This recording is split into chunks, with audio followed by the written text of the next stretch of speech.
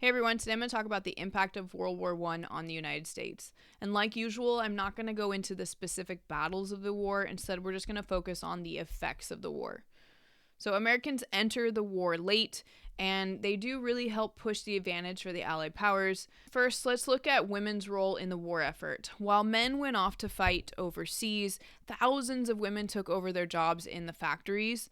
President Wilson was at first reluctant to give women the right to vote, but he was impressed by their work ethic, and women were holding protests in front of the White House. So the 19th Amendment was finally ratified in 1920, which was 80-ish years after the Seneca Falls Convention, when women first began to organize and demand voting rights.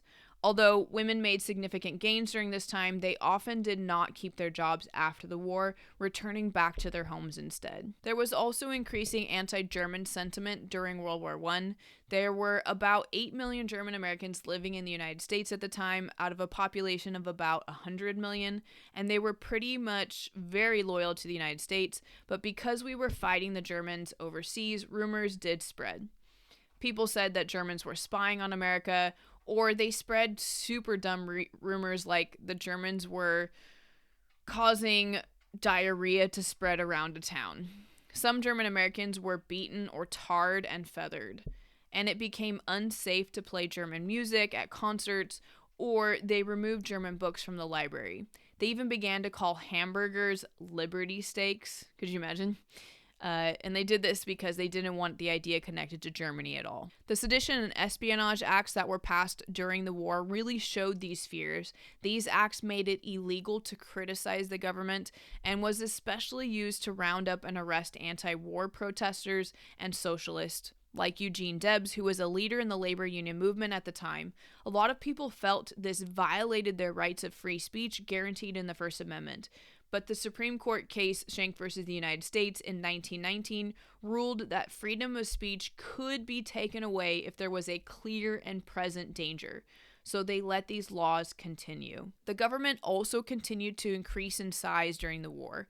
During World War I, Americans were still wanting states' rights and a little fearful of government getting too big, especially compared to European powers. They relied on a lot of people volunteering, like they had volunteer meatless Tuesdays and wheatless Wednesdays, but they did need some organization. So the government created things like the War Industries Board, which would organize the economic efforts during the war. So they did things like standardized products and help set prices.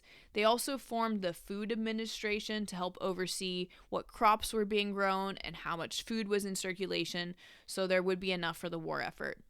And the War Labor Board was also created to keep track of the workers. They threatened Americans into working, saying they could work or fight.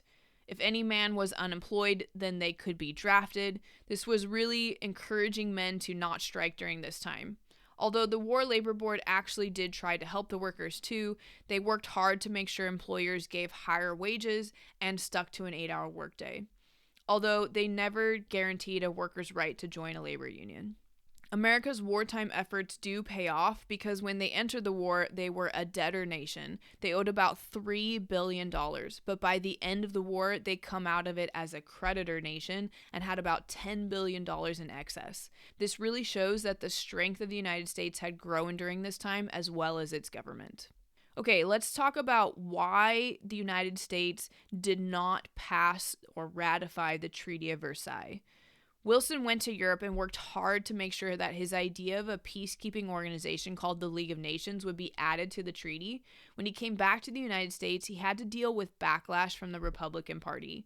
They were upset that he only took Democrats with him to Europe to help write the treaty, and now they were going to block his ability to pass the treaty.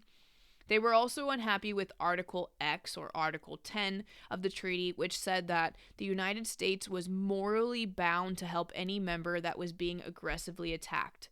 Congress felt this took away their power to declare war, because now if a country that was in the League of Nations was attacked, they would have to go help them because of this part of the treaty.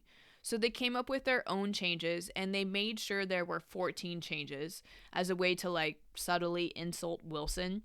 But Wilson told all the Democrats to vote no against the treaty with these changes. Congress voted twice, and both times he told the Democrats to vote no. He basically was the one that killed the treaty that he loved so much. So the US never signs the treaty, never joins the League of Nations, even though it was Wilson's idea in the first place. Okay, your practice question today is an older LEQ question from the 2016 exam. It says, evaluate the extent to which the United States' participation in the First World War marked a turning point in the nation's role in world affairs. In the development of your argument, explain what changed and what stayed the same from the period immediately before the war to the period immediately following it. Go ahead and pause the video here to read the prompt again. Think about what your context and your evidence would be. Maybe write a practice thesis statement if you have some time, because I know you have plenty of time in between all this studying you're doing. And then once you're done, check out the potential responses in the video description. I hope you guys have a great rest of your day, and make sure you are taking care of yourself during this intense time of studying. We are so close to being done. If you're on period 7, it's only a little bit more to go. I'm proud of you guys. Keep it up.